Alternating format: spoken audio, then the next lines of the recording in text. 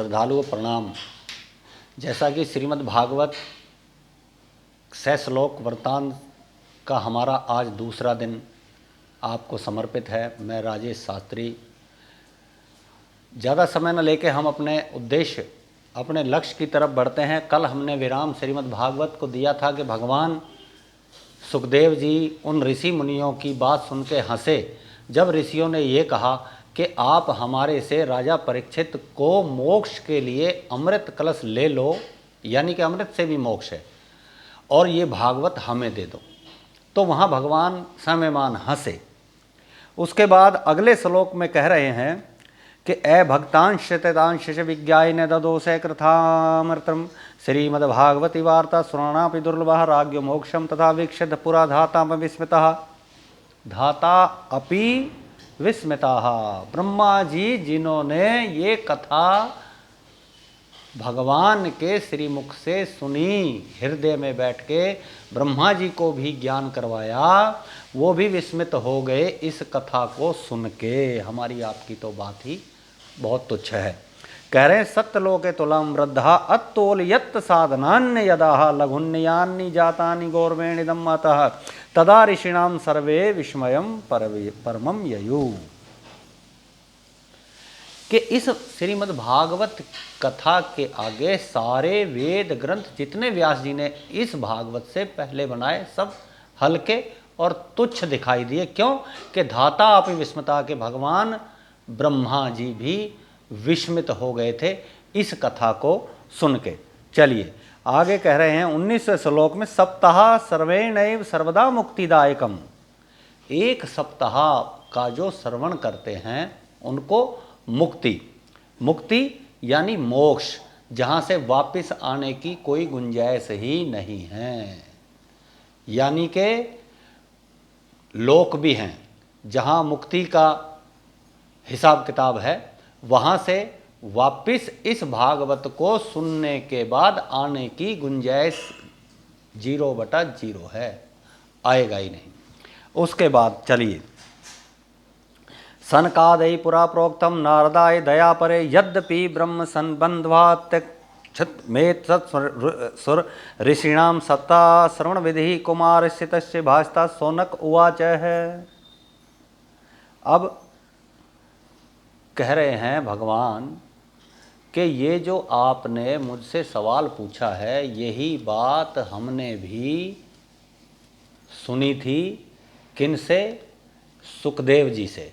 और सुखदेव जी ने नारद जी से 1 सप्ताह का पारायण इस भागवत का सुना था। उससे पहले ब्रह्मा जी नारद जी को ये श्रीमद् भागवत का ज्ञान, अमृतमय कथा सुना चुके हैं। अब सोनक उवाच है, सोनक ऋषि पूछ रहे हैं लोक विग्रह युक्तस्य नारदस्य आसिथरस्य च विधि सर्वे कुता प्रीति संयोग कुत्र तैसह। यानी के नारद जी तो 2 घड़ी से ज़्यादा कहीं रुकते नहीं। 2 घड़ी मतलब 1 घड़ी में 24 मिनट, तो 24 दूनी 48, वो रुकते ही नहीं है। ये तो बात हमारे हजम नहीं हो रही कि 7 दिन वो बैठ के, अभी देखिए 7 दिन का वृत्तांत आपको बताया जाएगा कि ये 7 दिन भागवत कैसे संपूर्ण हो सकती है। 7 दिन तो ऋषि मुनियों को, कोई कहीं से गया, कोई हर पहुंचना था बद्री का आश्रम जहाँ पे ये कथा हुई थी, वहाँ पहुँचने के लिए उस समय यातायात के साधन नहीं थे। लोग बागों को, ऋषि मुनियों को, तपस्वियों को, श्रद्धालुओं को, मोक्षार्थियों को 7 दिन वहाँ पहुँचने में ही लग गए। तो 7 दिन में कथा संपूर्ण कैसे हो गई, ये बात हम आपको आगे श्रीमद् भागवत बताएगी। कह रहे हैं कि कुतः तैसः सूत उवाच है अत्र ते कीर्तयामि भक्तिपुष्टम कथानकम सुखेन मम यत् प्रोक्तम रहा शिष्यम विचार्य चह। सूत जी कहने लगे कि यही कथा सुखदेव ने मुझ पर कृपा करके मुझसे कही थी। क्योंकि ऋषि मुनियों की कृपा जब तक नहीं होती तब तक वो किसी को कुछ बताते ही नहीं हैं। या फिर ऐसा कोई शिष्य हो जिस पे वो अनुकंपा, अपनी कृपा बरसा दें तो कुछ भी बता देते हैं। क्योंकि ऋषि मुनियों को क्या पड़ी है किसी को कुछ बताने की, या उनकी कहते ना गुरु सुश्रिया विद्या पुष्कलेन धनेन वा अथवा विद्या विद्या चतुर्थम न उपलब्ध, चौथा कोई रास्ता विद्या का है ही नहीं। एक एक श्लोक भागवत का, एक एक श्लोक या यूं कहें कि एक एक शब्द जब तक समझ में नहीं आएगा सब कुछ बेकार है। नाच कूद के आ जाओ, कोई फायदा 0/0। अगले श्लोक में देखिए, एक धातु विशालायाम चत्वारा ऋष्यमलः सत्संगार्थम समायाता दर्दर्शु तत्र नारदम कुमारा ऊचु कथम ब्रह्मादीन मुखः कुसच चिंता परो भवान तवरितम गम्यते कुत्र कुतस्य चागनम तवः। अब यहाँ से बात को आगे घुमा दिया है सूत जी ने, बता रहे हैं कि एक बार जब जैसा मुझे नारद जी ने बताया था, नारद जी का बताया हुआ मैं आपको बता रहा हूं कि सनत सनंदन सनातन सनत कुमार चारों ऋषि सत्संग के लिए आए और नारद जी को देखा। सनत कुमार कहने लगे, अब देखिए एक एक बात को समझिए। सनत कुमार जी कह रहे हैं, सनत कुमारा ऊचु कथम, कि कहिए नारद मुनि कैसे दीन हो, कौन सी चिंता है, कहाँ से आए हो, इतनी शीघ्रता से कहाँ जा रहे हो। यानी कि वो भी ब्रह्म ऋषि थे और चारों एक ही उम्र के हमेशा रहते आए हैं, रहेंगे और हैं। कह रहे हैं कि शून्य जान पड़ते हो, किसी का धन हरा गया अथवा अद्भुत चरित्र देखा हो, मुक्त संग आपको यह बात अनुचित है। यानी कि मुक्त संग, मुक्त संग कौन होता है? जिसको किसी भी सांसारिक कामों से कोई मतलब नहीं होता, वो मुक्त संग। एक एक श्लोक मैंने कहा, एक एक शब्द को समझिए आप। मुक्त संग, भगवान कुमार सनत सनंदन सनातन सनत कुमार नारद जी से कह रहे हैं कि आप तो मुक्त संग हो, आपको किसी की चिंता करने की क्या जरूरत है, आप क्यों चिंता में पड़े हो? हमें ऐसा लग रहा है कि आप किसी चिंता में हो, उसका हमें वृत्तांत बताइए। नोचतम वद कारणम, हमें वो कारण बताओ। अब यहाँ भगवान कह रहे हैं, नारद उवाच अहम तो पृथ्वी यातो हो ज्ञात्वा सर्वोत्तमामिति पुष्करम च पर्यागम च काशीम गोदावरीम तथा ऋषिकेशम कुरुक्षेत्रम श्रीरंग सेतु बंधनम एवमादिषु तीर्थेषु भ्रमणान तस्य तथा न पश्यम कुत्रमिच्छरम मनस्य संतोष कारणम कालिना अधर्म मित्रेण धैर्यं बाधिता सत्यम नास्ति तपा शोचम न दया दानम न विद्यते उदरम जीव कावराय का कूट भाषणा मंदासु मंदमतयो मंदभागा द्रपता पाखंडा निरता संतो विरक्ता स परिग्राह तरुणी प्रपदाग्रे सयालको बुद्धिदायिका कन्याय विक्रियो लोभाद दंपतिनाम च कल्पनम। सारी बात इस कलयुग की भगवान नारद जी ने सनत कुमार को बता दी। क्या क्या बता दिया? कि कहीं भी सत्य नहीं है, सब कुछ उल्टा पुल्टा है, स्त्रियां उल्टा हैं, माँ बाप बेटियों को बेच के जो पैसा मिलता है उससे अपना गुजारा करने वाले हो गए हैं। इतनी बड़ी बातें देखिए, श्रीमद् भागवत में कह रहे हैं कि कन्याया विक्रयो हो लोभा दंपति राम, दंपति माँ बाप जो है बेटियों को बेचने लग रहे हैं। आश्रमा यवने हैं रुद्रास तीर्थानि सरिताश्च देवतायतनान्य यत्र दुष्टेरनाष्टानि वृषभि न योगी नैव सिद्धो वा न ज्ञानी सत्क्रियो नराः। अर्थात मठों मंदिरों में सब में यवनों का राज हो गया है। यवन उस समय में उनको कहा जाए, जो आज के यवन की हम बात करें सीधा सीधा, देखिए श्रीमद् भागवत के अनुसार जो यवन बताया है, आजकल हर मंदिरों में आपसे छुपी बात नहीं है, कमेटियां हैं। ब्राह्मण भले ही आरती के लिए 8 बजे उठे, लेकिन कमेटी के लोग वहाँ 5 बजे पहुँच जाते हैं, जो जो दिन निर्धारित है। शनि मंदिर में 4 बजे, मंगलवार को हनुमान के मंदिर में कमेटी वाले 4 बजे, ताकि कोई पंडित जहाँ वो सेवा कर रहा है वो वहाँ चढ़े हुए 10 रुपये ना उठा ले। यवनों का राज बता दिया श्रीमद् भागवत। उसके बाद न योगी न सिद्धो न ज्ञानी सत्य क्रियो न रहा। सत्य बोलने वाले नर नहीं, योगी और ढोंगियों की तो आपसे बात श्रीमद् भागवत के माध्यम से बताने की जरूरत नहीं है। आप समझदार हैं। कलिदानवान लेधान न साध्यम भस्मताम गतम अट्टशूला जनपदा शिवशूला द्विजातया। ब्राह्मणों के लिए कितना बड़ा शब्द यहाँ श्रीमद्भागवत में बता दिया कि ब्राह्मण वेद बेचने वाले हो गए। 100% सत्य है। श्रीमद्भागवत का हमने जो प्राकट्य किया है इसका यही कारण भी है कि नाच गाना भागवत का काम नहीं है, और घर घर जाकर जो इस श्रीमद् भागवत की महत्ता और इसका जो प्रचार लोगों ने शुरू कर दिया, वो प्रचार से भागवत का सार जाता रहा। भागवत की बात नहीं, बहुत से 16 संस्कार जो हमारे जीवन में सनातन धर्म में या 11 धर्मों में जो भी शास्त्रोक्त संस्कार हैं उनका लोप कर दिया गया। ना कोई करवा रहा, ना कोई बताने वाला। ब्राह्मण भी नहीं बता के उस काम को करवाने के लिए सशक्त जवाबदार नहीं है। उसके बाद कह रहे हैं कि कुलटियाँ स्त्रियां कलयुग में अनेक हो गई कि हे श्री सत्यनारायण भगवान, आश्चर्य देखने आया है, आपके सामने मैं सम्मुख करता हूँ।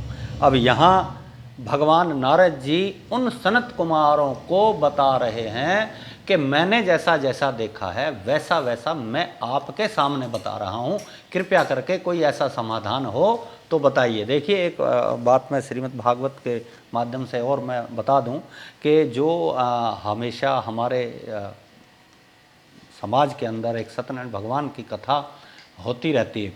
सत्यनारायण भगवान की कथा में भी बहुत बड़ा गूढ़ रहस्य छुपा है। कोई ना बताए या कोई ना समझे वो एक अलग बात है, लेकिन उसमें भी नारद जी ने भगवान विष्णु से ये बात पूछी है जो बात आज श्रीमद् भागवत में नारद जी ने सनत कुमार से पूछी। वहाँ डायरेक्ट श्री भगवान विष्णु से पूछा है कि एक दानारो, ये श्लोक जो है श्रीमद् भागवत से अलावा सकन पुराण का एक श्लोक है, उसमें नारद जी ने पूछा है कि सूर्यस्य यथेव शृणुस्य समाहिता एक दानारो योगी परानुग्रह कांक्षया, के दूसरे लोगों की सेवा के लिए लोग नारद जी विष्णु लोक को गए। केनोपायन चतेषाम दुख नाशो भवेद्रुम, यानी के नाना योगी समुत्पन्ना क्लिश्यमानान्य सर्वकर्म भी। के सुनते हैं आप, ब्राह्मण लोग पढ़ते हैं सत्यनारायण कथा में, तो पहले अध्याय से भी पहले श्लोक में ये बताया गया है कि नारद जी ने विष्णु भगवान से पूछा कि एक एक योनियों में उत्पन्न लोग अपने अपने कर्मों से पक फल रहे हैं, तो हे भगवान इनके उन दुखों का उपाय कैसे हो। यही बात श्रीमन नारायण ने भगवान विष्णु से पूछी थी श्री सत्यनारायण व्रत कथा के अनुसार, और यही बात आज सनत कुमार से नारद जी ने पूछ ली। अब चलिए, उसके बाद कह रहे हैं कि मैंने जो देखा है मुनियों, मैं वो वृतांत आपको बताता हूँ। कहते एवं पश्यन् कलिर्दोषाम पर्यटन यमुनम तटम आपन्नो यत्र लीलावृतम। ओम कह रहे हैं कि एकातु तरणिम यत्र निष्मणाः खिन्न मानसः दौ वृद्धो पतितो पार्श्वे निसवन् ताव चेतनो श्रूष्यन्ति प्रबुदन्ति रुत्ति तयो पुराः दश दिशुः निरीक्षन्ते रक्षितारं विजं निजं वपुः विज्यमाना सत्रस्त्रीभिर्बोध्यमाना मुहुर्मुहुः। यानी कि एक स्त्री को मैंने बड़ा ही तड़पते हुए परेशान हुए देखा है। दृष्ट्वा दूरागता सो अहम को त्वं तदंतिकम माँ दृष्ट्वा चोत्थिता बाला विहवला चाबरवीत। यानी कि वो स्त्री मुझे देखते ही खड़ी हो गई और कहा चाबरवीत, मुझसे पूछा बालो उवाच है। अब नारद जी ने ये बात सुखदेव को बताई जो बात आपने मुझसे पूछी है। बालो उवाच है भोवो साधुषणम तिष्ठ मम चिंतयामि नास्य है, कि मेरी इस चिंता का नाश कीजिए।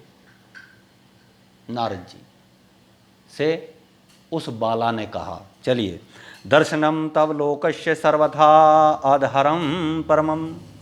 कि आप जैसे महात्माओं के दर्शन बड़े दुर्लभ हैं। प्राय आपके अमृत रूपी वाक्यों से मेरे दुख की शांति हो जाएगी, क्योंकि जब कोई पूर्ण जन्म का पूर्ण उदय कर्म उदय होता है तब आप साधुओं का दर्शन होता है। बहुधा तम वाक्येन दुख शांति भविष्यति ही, यदा भाग्यम भवेत भूरि भवतो दर्शनम तदा।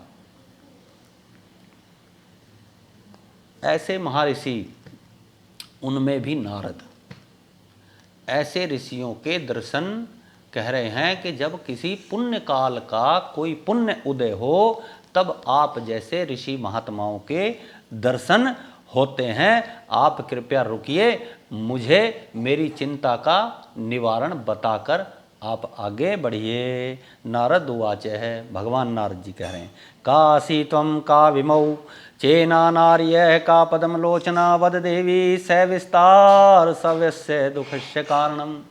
कि हे देवी, तेरे जो दुख हैं उनका समस्त कारण तू मेरे सामने बता। बालो उवाच है, अहम भक्तिरिति ख्याता इमो में तनयो मतो ज्ञान वैराग्य नामानो काल योगेन जर्जरो। एक एक शब्द सुनना।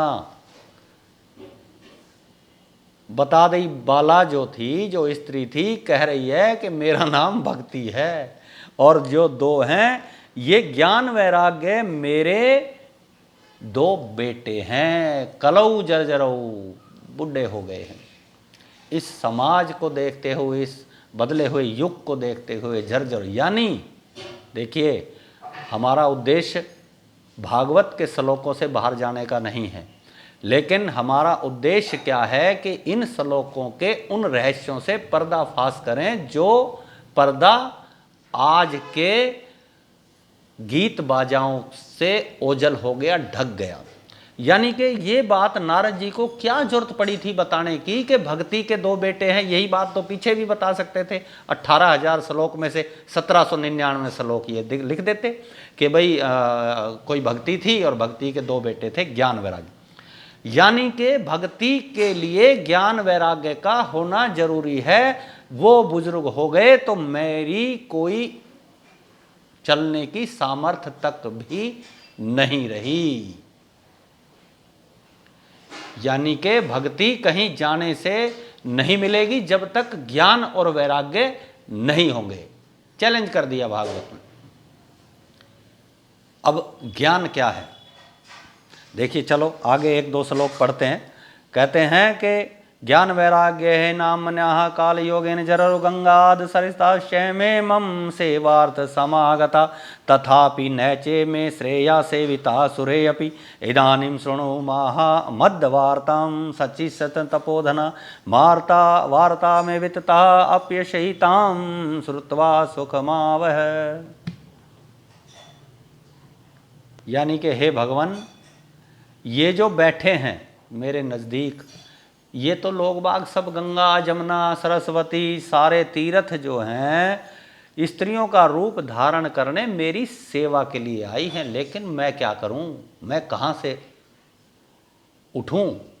क्योंकि ज्ञान वैराग्य दोनों जो भक्ति के दायक हैं, जिस भक्त आप देखिए, एक मोटे तौर पे आप समझ लीजिए कि जब तक भक्ति सब करते हैं, लेकिन भक्ति हो कब?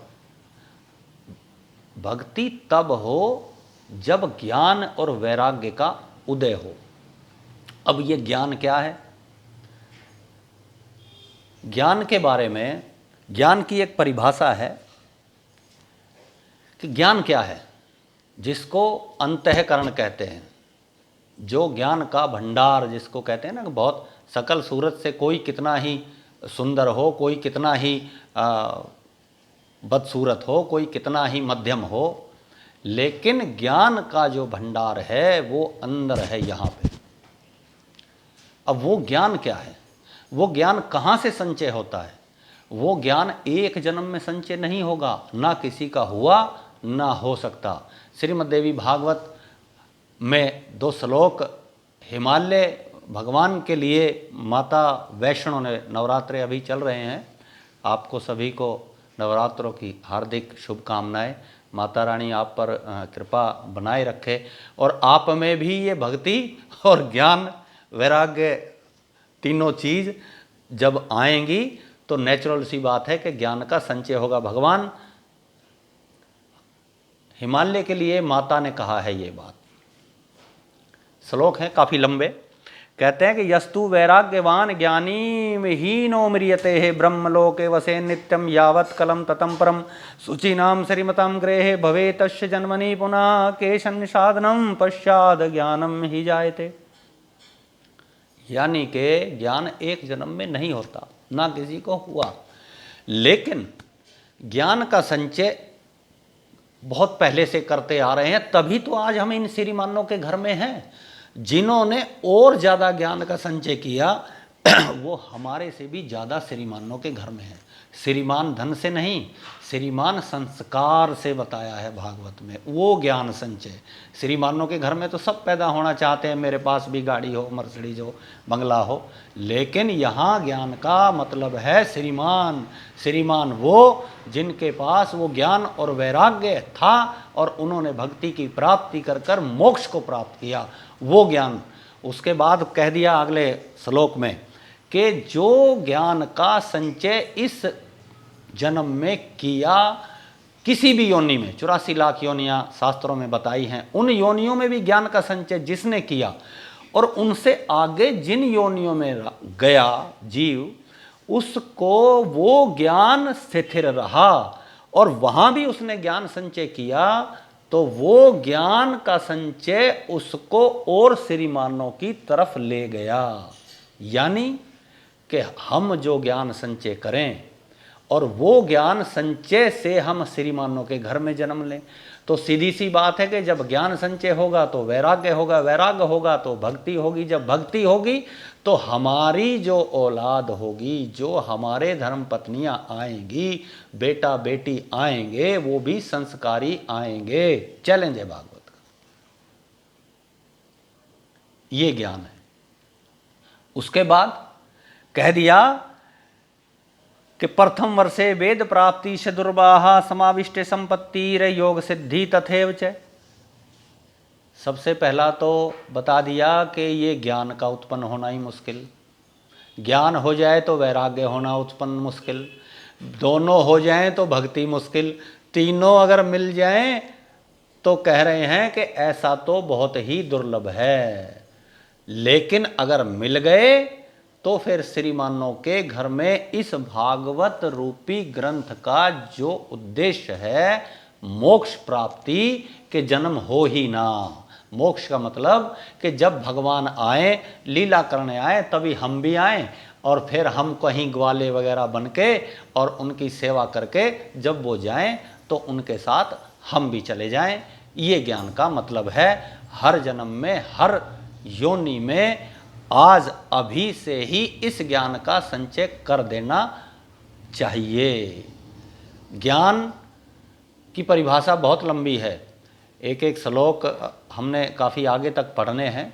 यानी कि एक एग्जाम्पल उदाहरण के तौर पे कि कोई कहे कि मैं मात्र एक शिवलिंग पे हम पानी चढ़ाने की बात कर दें या किसी भी पूजा पाठ की बात कर दें, तो आम आदमी की एक धारणा होती है कि पंडित जी क्या मैं आज तक ये कर रही थी, मैं ये सही है, या पंडित जी मैं ऐसा कर रहा था, क्या ये सही है? और वो विद्वान ब्राह्मण बता दे कि नहीं नहीं, ये तो ऐसा आपने गलत किया है। कोई भी काम, तो जो काम जब से हमने किया और कितने ही साल किया, कितने महीने किया, और उस विद्वान ने उस काम को, पढ़े लिखे विद्वान ने, जानकार विद्वान ने उसको गलत बता दिया, तो जब तक हम उस काम को गलत करते आ रहे थे उसका भी परिणाम आपको भोगना पड़ेगा। क्यों? कि आपने इससे पहले क्यों नहीं पूछा। चैलेंज कर दिया भागवत। ये ज्ञान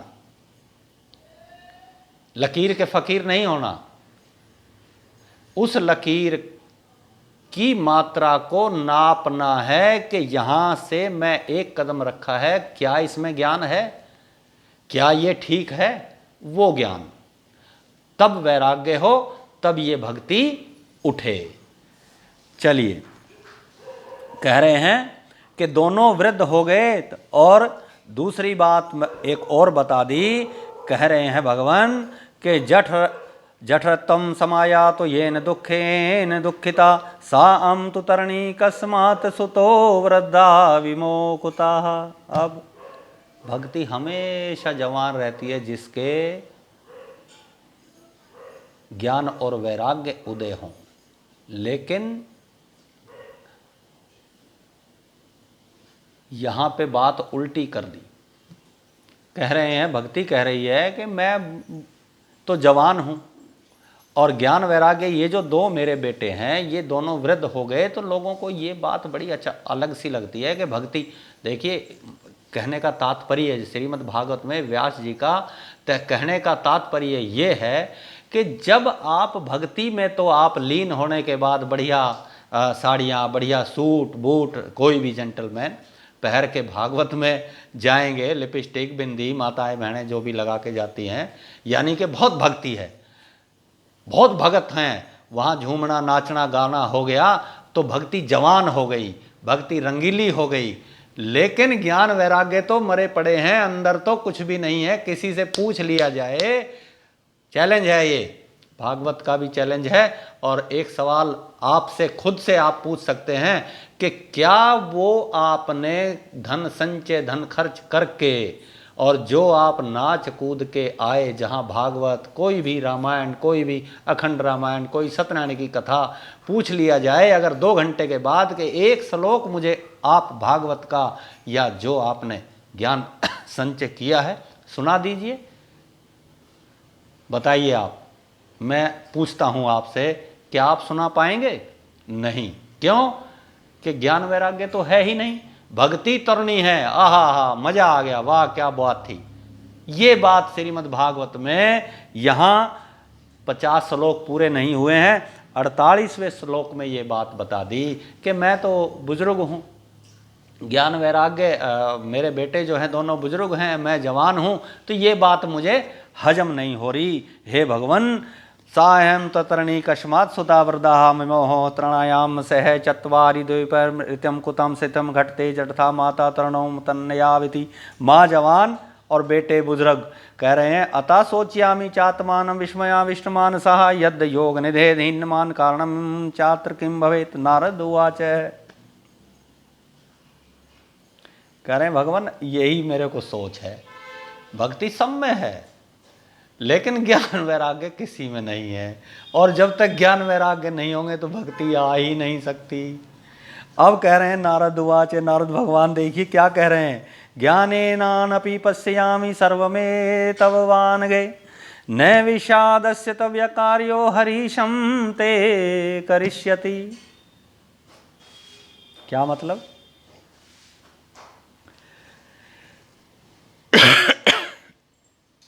सोचता हूँ, मैं विचार करता हूँ कि ऐसा क्यों हुआ कि ये ज्ञान वैराग्य तो चले गए और तू जवान है। मैं विचार करता हूँ, लेकिन दुख मत मान, तेरा कल्याण परमपिता परमात्मा करेंगे, कोई बात नहीं। ज्ञान वैराग्य भी अगर नहीं है, लेकिन अभी देखिए एक एक श्लोक में आगे आगे जैसे जैसे चलेंगे, इतना आसान नहीं है वहाँ तक पहुँचना। 18,000 श्लोक का हमने लक्ष्य लिया है। कह रहे हैं कि परमेश्वर तेरा कल्याण करेंगे। सूत है उवाच है, सूत जी कह रहे हैं, क्षण मात्रेण जज्ञात्वा वाच्यमुचे मुनीश्वरा। नारद उवाच है, विचार कर लिया क्षण मात्र में, भगवान ने देख लिया, अंतर्यामी थे। कहने लगे कि हे देवी सावधान होकर सुन, इस समय महाकलयुग बरत रहा है। 55वां श्लोक कह रहे हैं, नारद उवाच शृणुष्वाहाविता बाले युगोऽयं दारुणं कली तेन लुप्ता सदाचारो योग मार्ग से ताम पश्य जना अधासुरानि अन्ते 60 दुष्कर्मण कारणी यह संतो विशदन्ति प्रहस्यन्ति हा साधवा। सत्य लुप्त हो गया कह रहे हैं, दूसरा सत्य तो है ही नहीं। और मनुष्यों के पाप करने से असुरों का सा भाव हो गया। कलयुग में सज्जन दुख पा रहे हैं, सज्जन भी दुख पा रहे हैं। कपटी कुचाली प्रसन्न है, जो ज्ञानी पुरुष धैर्य धारण करते हैं वही ढीर पंडित बता दिए गए। यानी कि इतना सब कुछ भोग के, देखिए हमारे एक बुजुर्ग समाज में कहते हैं ना, कोई भी अनिष्ट हो जाए, घरों में आम होते रहते हैं अनिष्ट, तो बड़े बुजुर्ग जो समाज आता है, उनमें जो बड़े बुजुर्ग समझदार होते हैं वो धीरज देते हैं कि कोई बात नहीं, सब्र रखो, भगवान जो करता है अच्छा ही करता है। यही बात नारद जी ने भक्ति से कहा कि तू चिंता मत कर, मैंने ये विचार कर लिया और भगवान सत्यनारायण तेरा कल्याण करेंगे। आगे कह रहे हैं, यह संतो विजंती, कह रहे हैं कि ऐश प्रशाह अन्वयालोकेयम शेष भास करिधरा वर्षे वर्षे कर्माज्ञात मंगलम नापि दृश्यते। ऐसा नहीं है कि आज ही ऐसा हुआ है, वर्षे वर्षे, हर दिन हर वर्ष ये चीज बढ़ ही रहे हैं और शुभ कर्म कहीं भी देखने में नहीं आ रहा। न त्वामपि न त्वामपि सूते शाकम को अपि पश्यति सांप्रतम उपेक्षिता अनुरागान धैर्य जर्जर तवेन संसिता।